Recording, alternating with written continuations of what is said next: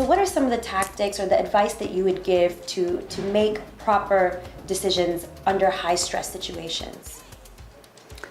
So I think you need to have a practice that you do all the time anyway about how you keep your composure and how you regain your composure, or at least how to have a facade of composure regardless of what's going on inside. Because if you look composed on the outside, people won't know. If people see that you're nervous and under stress, that could be a weak point, like your Achilles heel they could pick at. So you need to have a practice that you do. Maybe there's a certain kind of breathing that you do or a certain kind of imagery that you think of. Something that centers you so you regain your composure. That's really important. Again, self-awareness is related to that because if you're self-aware, you know what your triggers are and you know what will throw you off and you'll lose your composure. Try to buy time. So there are different ways of asking questions. So can you tell me a little bit more about what you mean by, because I'm trying to make sure I fully understand. You may understand, but you're also letting them talk, you're getting more information, and you're also calming yourself down in that situation.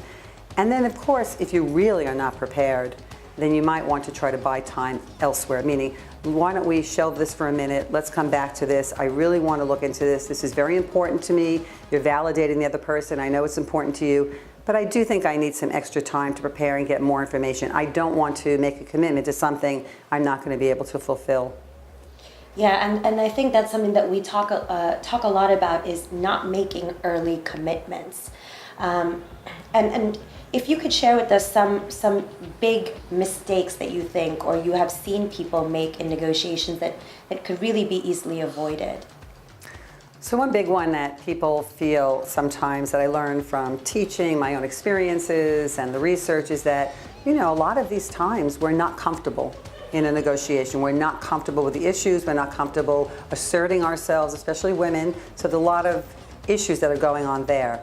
The worst thing you can do, maybe it's not the worst, but one of the worst things you can do is just jump in and just agree to something just because you want to get it over with.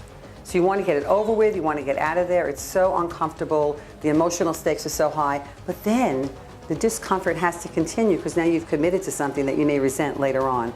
You don't want to be able to do that.